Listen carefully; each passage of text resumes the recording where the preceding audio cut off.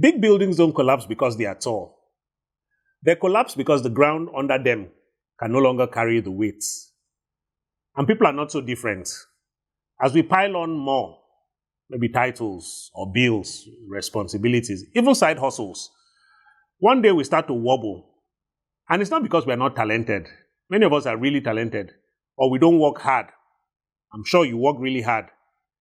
It's because we're not exactly clear about the strength of our foundation in the first place, which is what I want us to look at today. Why success without clarity always collapses, and how you can rebuild the foundation you never built in the first place. This is brick one of the V.I.T.A.L Architecture System. Design your core.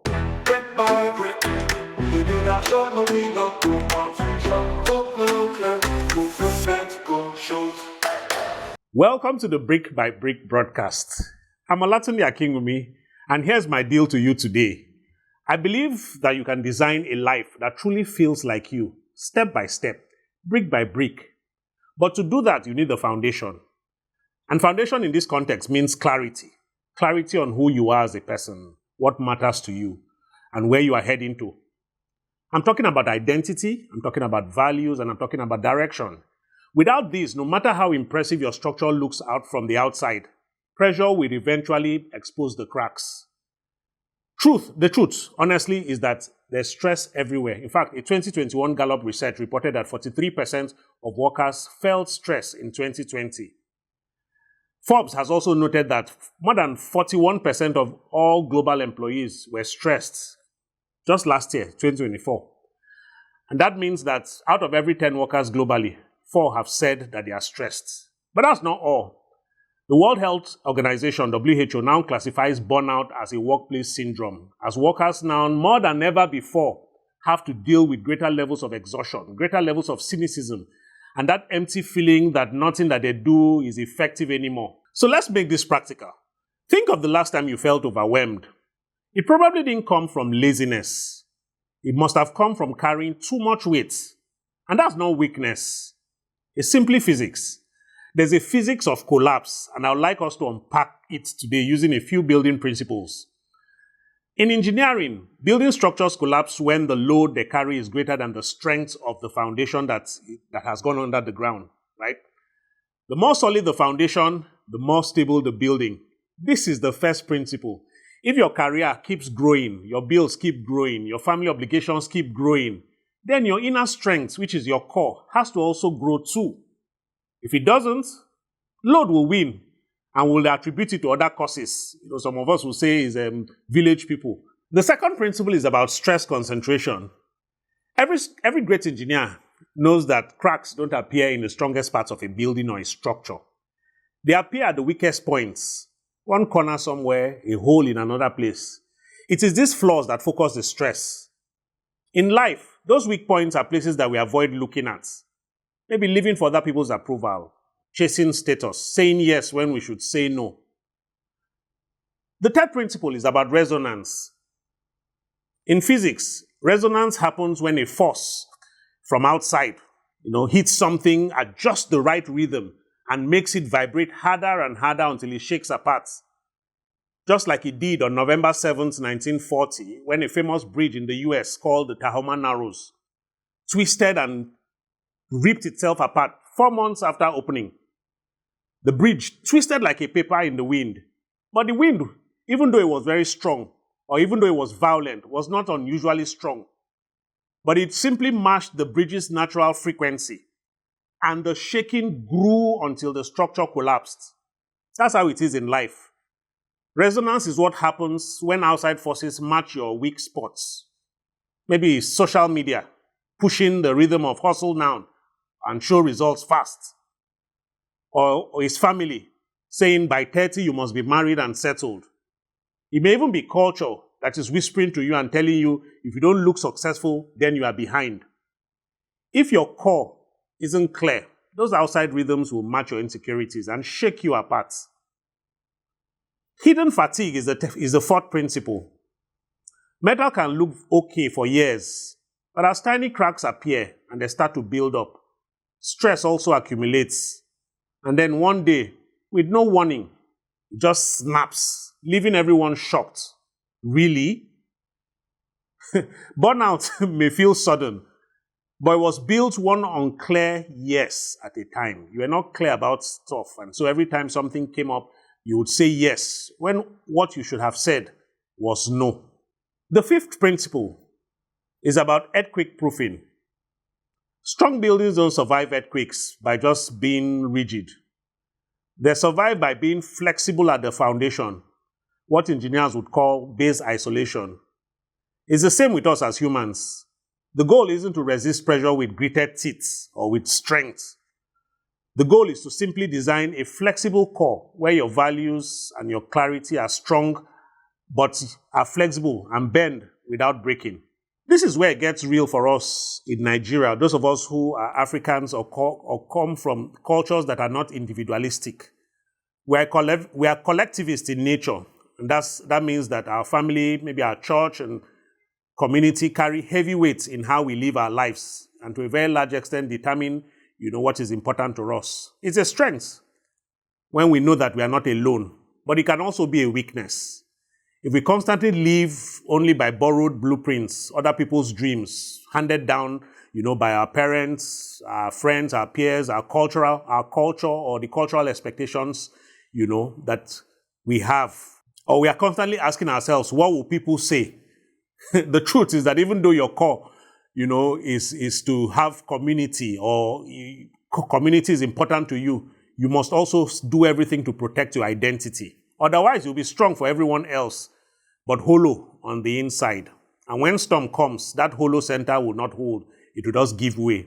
So how do we actually design the core? Let's break it down like an architect would do. The first step is to carry out a soil test. It's a soil test, and this just refers to your identity and your story. So ask yourself today, whose dream am I building? And write down three lists. The first one will be for an inherited script, what your family taught you, what values you carried over from your parents or your primary caregivers. Think about those things that they rewarded you for or they punished you for, and the things that you still live by, even though they're no longer in your lives. The second script I would call an imported script, and it's a script that you've copied from your peers or social media. Are there things that you have been shamed into doing, or you do simply because you want to conform to other people's expectations, or you don't want to be an outsider? The third script, or the third list, is what I call the integrated script.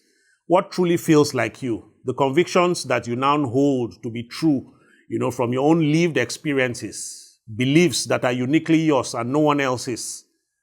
That last list is your starting ground. You need to design it.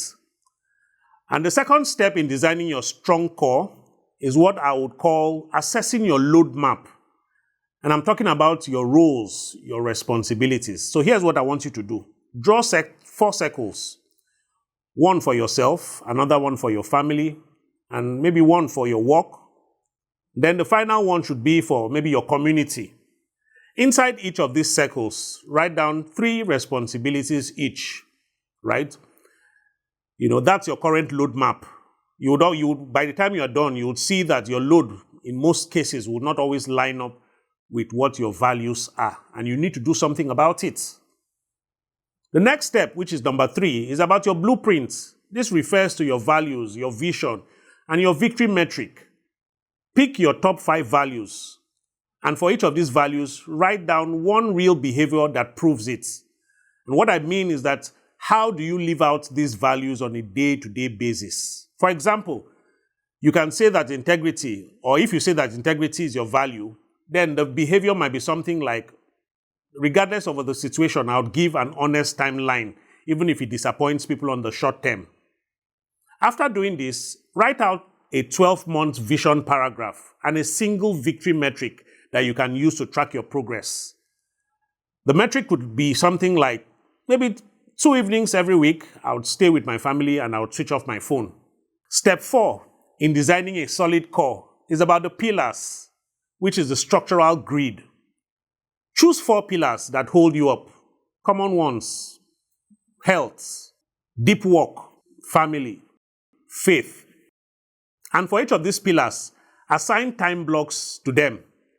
Write down 3 boundaries you can actually say out loud. For example, you can say something like, I'll attend that event, but I'll leave by 7:30 p.m. to keep my family pillar. Let's move on to step 5, which is the plumb line. This is where your decision filter comes into play. Before you ever say yes to anything, run it through your filter. Does this match my values? Does it move my vision forward? Does it strengthen at least one pillar in my life? Is it sustainable with my current load? Does it serve my community without betraying my identity? If it fails 2 or more of these, it's a no for now. So let's look at 2 hypothetical scenarios, and so that I can make this more graphical for you. Let's imagine a man, let's call him Thomas. Let's say he's a financial advisor. He lives in Lagos, and a big opportunity opens up for him abroad. And he'll get a high salary. He'll come with prestige. But his values are family. His values are faith and long-term contribution here at home. He runs this offer that he has received through his filter. Finance scores very high, but family and maybe his community scores low. Instead of just simply saying yes blindly, he negotiates with the company to give him a remote first role. In this way, it enables him to remain here at home with his family and his local church community, and even start a mentorship group, which has always been his dream. That's not small thinking. That's a smart way to build a foundation. It may not always be as simple as I've said it, but I hope you get the point. Let's look at another fictional scenario. Imagine a corporate worker who thinks that burnout has suddenly hit him, only for him to sit down and trace it back. And it wasn't just one event. It was months of small compromises here and there, skipping prayer, late night dinners, endless yeses when he should have said no. And like metal fatigue, the cracks had been forming silently until one day they connected. And so he sits down and he rebuilds his values at the center, one behavior at a time. And within months, he realizes how stronger he can be, right? These are fictional scenarios I've painted, but in real life, the trade-offs may not always be black and white, like I've said here, right? Yet, the payoffs are always greater on the long run. As we round up, please remember that collapse happens when load is greater than strength. And strength comes from clarity. Being clear about who you are, what matters to you, and how you make daily decisions. In our culture, clarity doesn't mean cutting yourself off from community. Remember, I say we are a collectivist culture.